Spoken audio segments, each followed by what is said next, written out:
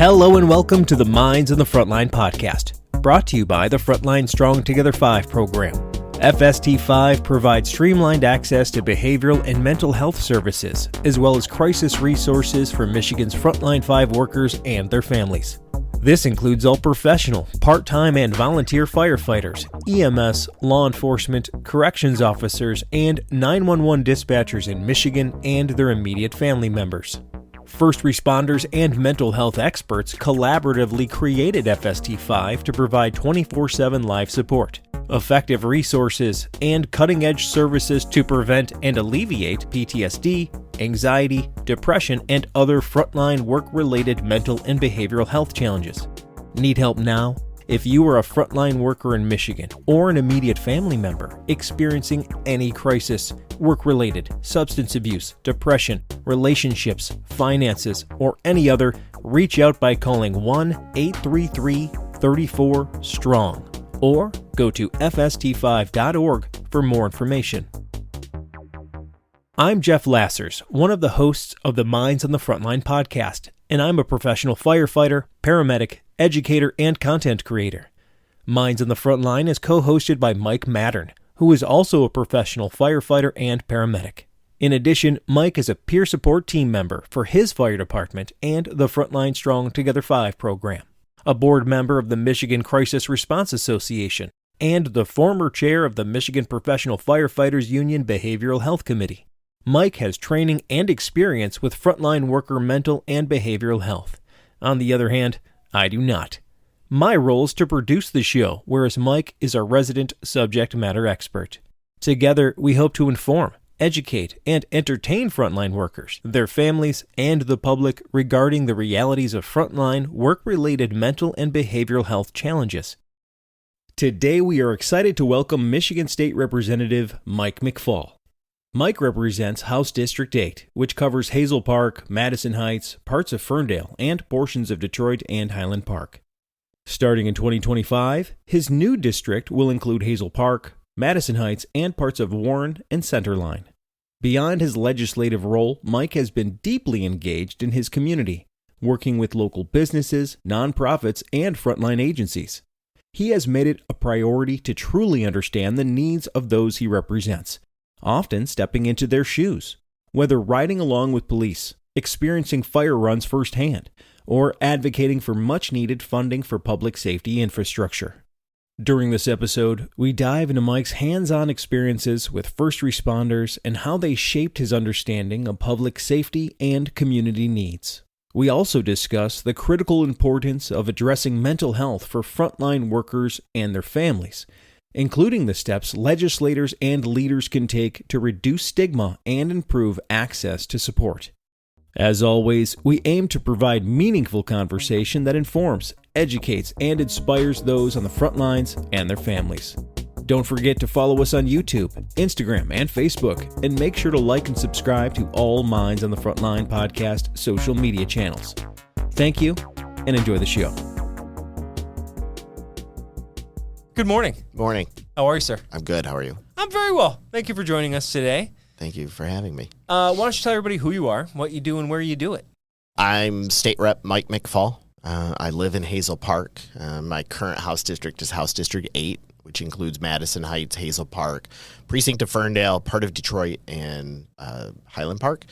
But in January, I'll represent a new district, which changes slightly. It includes Hazel Park, Madison Heights, part of Warren and Centerline. Oh, right. So you're switching the bi-countyism. Yes. You're going from exactly. Oakland, Wayne to Oakland. Macomb. Yes. Yep. Fantastic. Well, luckily, a lot of those areas are very similar in nature. Yes. So you're getting a lot of the same thing, including the frontline agencies that you represent. And you've spent a lot of time with a lot of frontline agencies. Yes. One of the things that I've noticed about you is that you've taken the time to understand how public safety works specifically in your area. And you understand the nuance of your area to Ludington, to Mackinac, to Detroit, to everything else. So give everybody an overview of what you've done to kind of appreciate the nuances of the frontline agencies you represent. Yeah, I really appreciate everything that our frontliners do. It's a lot of work, stressful, as we know. And so one of the very first things I did when I got on city council in Hazel Park is I wanted to go for a ride along because I wanted to understand what our police officers did and go through every day. So that was one of the first things. I was a little nervous about it because they had me wear a bulletproof vest, but that's procedure, I'm told. But I was also told like a seatbelt. Yeah, exactly. Yeah. So it was great. And then I've also gone on a training with the Oakway, invited by the Madison Heights fire chief. That was great. Understanding, even though I know it's controlled fires and all of these things, but still to be in a burning building, crawling across the ground with a hose and you can't see anything and it's hot, you got a tank on your back. So it was a very good experience. And that was like a whole day of, different things. They had like different stations. This was the Fire Ops 101 program. Correct. And that was at the Crest Center in Oakland County? Yes. Yep. Yeah, it's an amazing program that so many different politicians, representatives, and not just politicians, but decision makers, lawmakers, policymakers, people that have a voice that can turn the dial. It is such a good experience to put yourself physically in a very controlled environment to just get that taste of what it's like.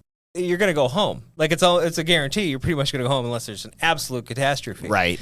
But you get to feel the weight, the heat, and it's a good program developed by the IAFF that's really been picked up by local agencies to show people like you what we do and what it feels like. Well, and you get to talk to people that are boots on the ground, and that experience this, like, I hate to say it, every day. Hopefully there's not houses burning every day, but they have other things, because as we know, our fire departments are called out for absolutely everything. Yeah.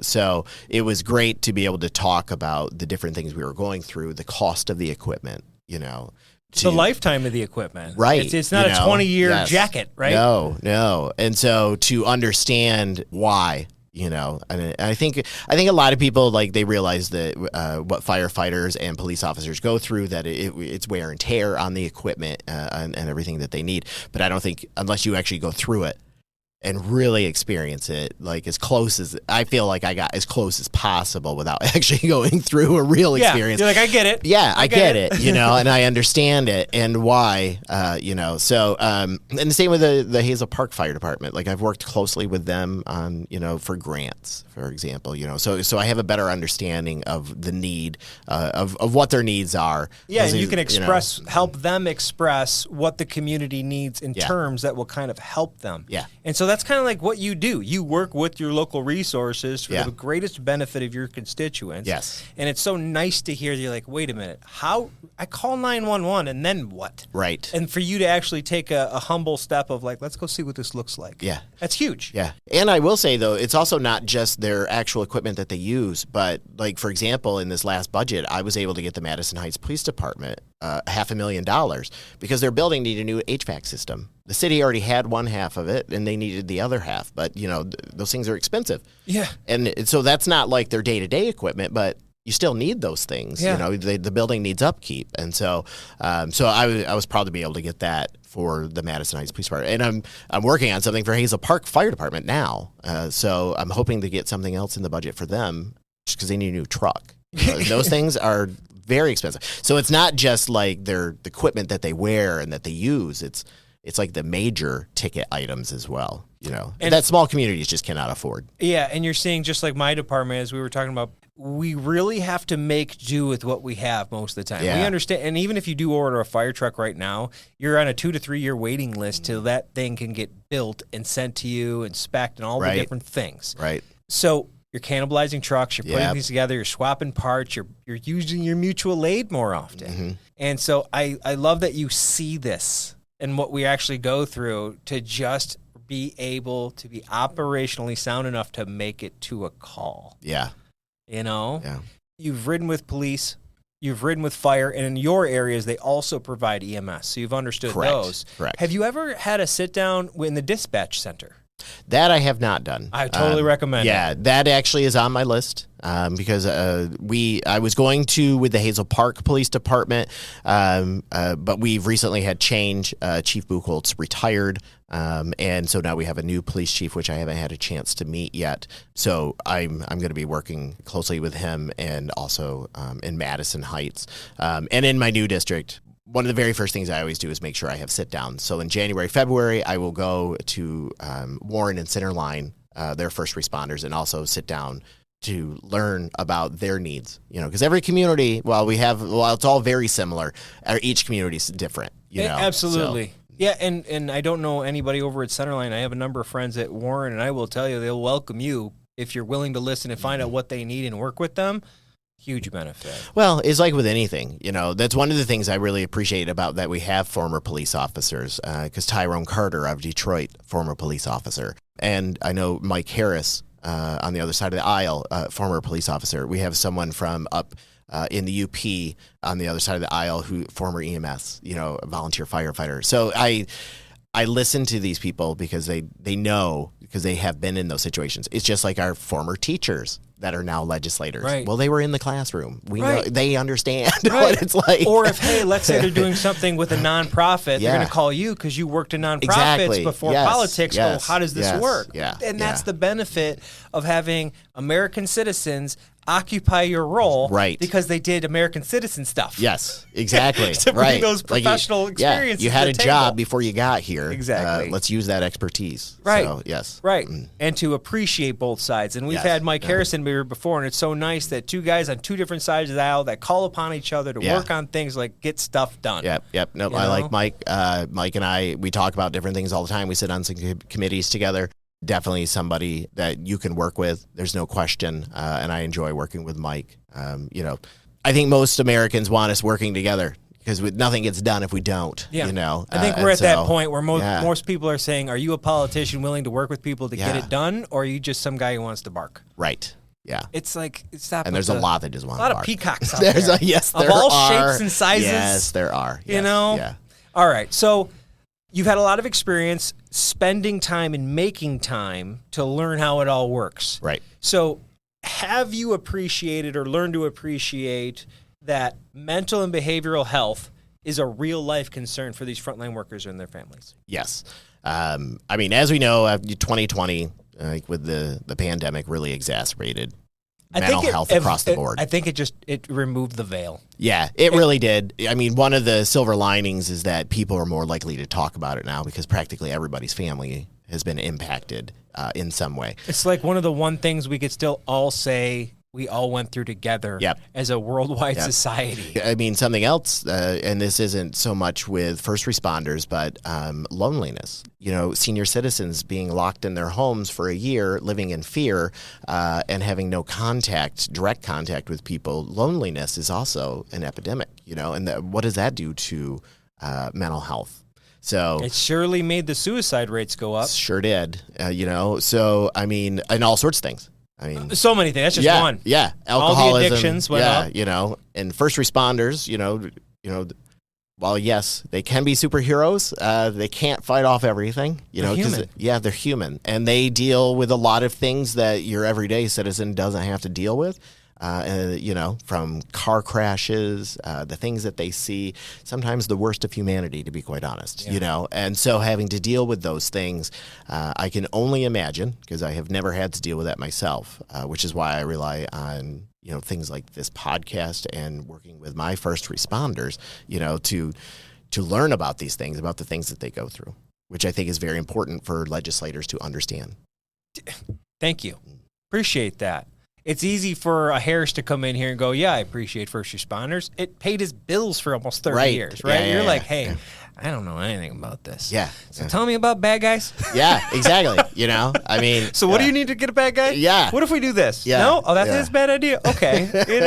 Just do that. Yeah. That's what, listening representative is. Yes. Okay, so based on all of your experiences and the time you spent learning, how can these policymakers, the frontline leaders, the chiefs, not the lawmakers, but the actual human beings that you've interacted with that are in charge of these agencies, the government agencies and municipalities, what can you lend to them based on your experience that'll help them best support the mental and behavioral health of their employees? Talk about it. That might not sound like a big deal, but when it comes to mental health, it is a huge deal. The roles that first responders play, people, I think are a little nervous about having being questioned as to whether or not they can handle their job. And so there's like this stigma, that they are dealing with. They know they have an issue. Like, I mean, they're dealing with it, however they're dealing with it, whether it's alcohol or just stress and, anger, whatever it is. Angst, anxiety. Yeah. Yep. So I think the best thing that you can do is talk to your employees about it. Like bring it up in a conversation. Like model good behavior. Yeah. Say like, you know how I feel about this? It's almost just like doing it and showing everybody it's okay to do it. Yeah. And because you're setting the tone, maybe. Exactly. You're and okay, this is acceptable. And a leader does set the tone. Yeah. So that's what you have to do to make it so that they know that they have a safe space where they can talk about this thing, because they might think that they can only talk about it with one person. Whereas when in reality, like, your boss should make it so that it's a safe space where everyone, if you want to talk about it, you can, and not feel like you're going to lose your job or whatever it is. Well, that's how, like, a lot of the stigma comes from. People could perhaps pass me up for a promotion or an opportunity if I reveal I have a, quote, weakness. Yeah. And even though they may appear to be very supportive of me, they may not think I'm ready. Yeah. And so even if the manager in that situation wouldn't do that, the stigma of the person feeling that that's on there, it's almost like I think we still have some work to do in the sense of time. Yeah. There's nothing we can do other than keep talking so that over time we can prove to people above and below us in our positions that acting this way and just allowing yourself to understand people go through some stuff, sometimes for a short time, sometimes for a long time, but it's just like getting hurt. It's just like being sick. It's all these other things. I think it's also understanding that not all of the things we say about asking for help is saying you have to have therapy or counseling. Right. Do you have access to people you can just talk to? Do you have any family? Some people don't. Right. They don't have family and friends they can count on right now. Some people need a place to talk, and that's it. Some people need a legitimate trained peer supporter, and some people need a culturally competent clinician. Yeah. But I hate it when people are like, oh, you're just saying you need therapy. It's like, no, we're saying we want to open up the conversation so that people can just be people. They can human without bad things happening. Right. I mean, because everybody goes through something. Like, that is like, because I've even had people, because like I have battled depression a good chunk of my life. And I've had people come up to me and they're like, you really shouldn't talk about that. That might cost you votes. I'm like, are you serious? I'm like one of my top things that I fight for is mental health funding. I was like, we need to be talking about these things. You can still do your job and go have depression. Yeah, exactly. How many functional alcoholics are there? Right? I mean, come on. You don't think I could have some anxiety and be whatever? Yes, yeah. And I just thought it was interesting that they felt it would cost me votes. And I'm like, well, if somebody's not going to vote for me because of that, but think about the people that might, because I know that was what I was thinking too, because my thought about talking about it was making sure that people knew it was okay to talk about these things. Like, to me, that's more important than a vote. Point. That's far more important than a vote. So. Right. I think that type of person's actually asking you to say it and pretend for the camera, and then be like, but you're strong, right? Yeah. It's like, no, I'm a human. Yeah. I'm strong today. Because, I mean, in moments of weakness. And we can throw money at a problem, but if nobody's going to take advantage of the solutions that are provided by those funds, well, then what good is it? Exactly. So we have to talk about these things. Absolutely. Okay, I love that. So talk about it. Keep talking about it. Model good behaviors. Right. I think that's amazing. Okay, so what specific actions or initiatives or things do you see over the next short, medium, and long term when it comes to the House legislation to support mental and behavioral health for frontline workers? Because one of the things we're hoping for is a mental health presumption bill.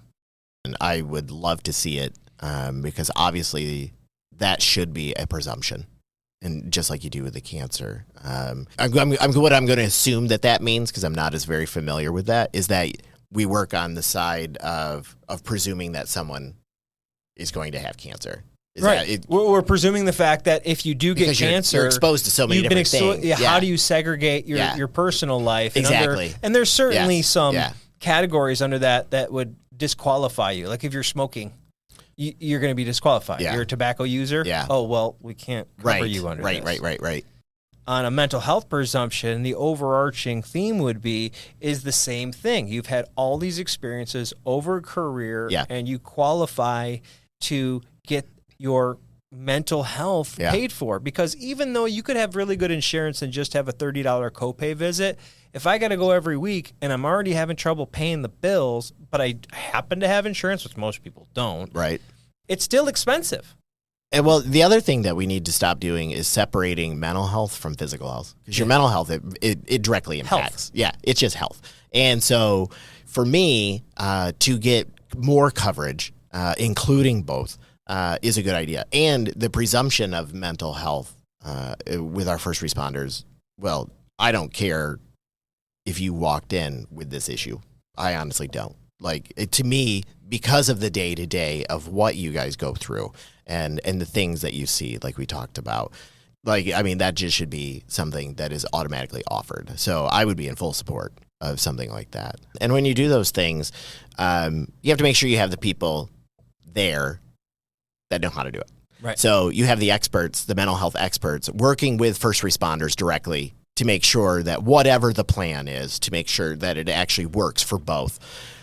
It's the problem sometimes we have with government, is that government will set out something that on the ground doesn't really work that well because you didn't rely on the experts that know how to do these things. And so we should be talking to the people that are impacted as well as the people that are the experts to make sure that whatever the plan is. The people that deploy the plan. Yeah. They can look at it and be like, that's not going to work. It should not be designed by a government bureaucrat. Right. And I feel like sometimes things are, or they're defined in legislation, which also, we're legislators. We're not experts on and everything. not all of them have gone on ride-alongs. Right. Not all of them have seen EMS calls. Exactly. And that's a big deal for them It is to a go, big deal. I don't understand this. I got to call Steve, Jimmy, and Susan and talk to them about how to do it right. Right. That seems like a hurdle, right? What other hurdles prevent, let's say, layup, slam dunk, bipartisan, that's like saying, anybody want clean water? Yeah, we want clean water, right? It's kind of like saying that in a way. Yeah. But there's always somebody with a problem with it. There's always a thing. And that's what I'm saying. Yeah. So, what hurdles stop these slam dunks from happening other than the obvious? You got to figure out the right way to do it in the mechanics, right? Well, the state has a really bad problem with unfunded mandates where we put on local municipalities, these mandates, but then don't give them any money to actually do it. And, with revenue sharing, we barely we send any money back to municipalities, so they're all struggling as it is. So we have to make sure, however we set this up, is that we fund it properly, that it's funded at the state level and not on the backs of local municipalities. Or the grants and making the grants be the thing where you're always relying on it. Yeah, and it needs to be constant funding. We can't be playing with this every time a budget comes up. Right. What's the investment? Right. What's the true investment? Yes. But that's why you have to make sure that we're talking to people like you and other people that are on the front lines of first responder mental health with the experts that know what they're doing. Yeah. Get the most out of everything. Right. Yeah, because wouldn't it be nice for your colleagues, the whole class of the generation of reps you're with, to be known as the group that got X done? Yes. Wouldn't that be cool? Yeah, and a positive X. That's what I mean. They got it done. Not like they got it. Yeah. But not like some other things that have come through the legislature, which are not always that positive. So okay, but that predates me. So. Oh, totally. Yeah. Okay, so we talked about a lot today, and I want to highlight the significance of you spending time with first responder agencies, getting to understand and how it works in that specific area based on those constituents, and then understanding that the nuanced perspective, an expert, a true expert, and in this case, talking to the people on the front lines about what they need. Right. So considering all of that, your position, your experience, what final thoughts can you give for frontline agencies or messages for first responders and their families about their state's commitment to honoring their mental health? Well, I will tell you that the state of Michigan, because it's been one of my priorities, has been mental health in general for the general public. Yeah. Obviously, there are some groups like first responders that have special circumstances because of, again, the things that you guys see and deal with on a daily basis. Would you say, and I'm sorry for interrupting you, but I just want to point out here, we often see that every human had experiences before their adult life and doing whatever they do professionally. But when you're put into a circumstance where everybody brings their baggage, whatever that is, and all this stuff, and then you're put into these significant experiences at the hundreds of times in a career versus the 2 or 3 times the average person is going to see a bad event or be a part of a bad event, you're opening yourself up more to it. So I don't think it's easy to say first responders just see more. They're humans that had human problems entering this, and now we're entering into a dangerous atmosphere for mental health that could impact that. It's kind of like to summarize that. Exactly. Because, the things that you guys have to deal with, from car accidents to murders, families, their houses are burned down, having to deal with the emotion from the family. I mean, there's all these things that the general public doesn't deal with every day. Like we don't, we do, but not exactly, you know? And so it's at a different level, in my opinion. So the mental health of our first responders is very important because, we don't want first responders self-medicating, alcoholism, drugs, whatever it is. We don't want anybody doing that, but we need to make sure that we are taking care of the people that take care of us. Yeah. And honestly, first responders are those people. AI ain't taking my job. No, you need me to be not. Okay. It might take mine. I mean, I don't know. I mean, I feel bad for lawyers and people that read X-rays because they're gone. Yep. AI can write legislation too. Coding, all the stuff, driving cars. Yeah. I'm like, you can't start an IV. No. It probably can. A robot. Good luck getting in the house, robot. Right. Tesla's going to make paramedics. Right. Oh, man. That sucks. Well, that's really good thoughts there. Is there any other legislation that you want to talk about? I know that I have a piece of legislation that I'm working on, which doesn't directly impact, but it could. It's called Fail First or Step Therapy.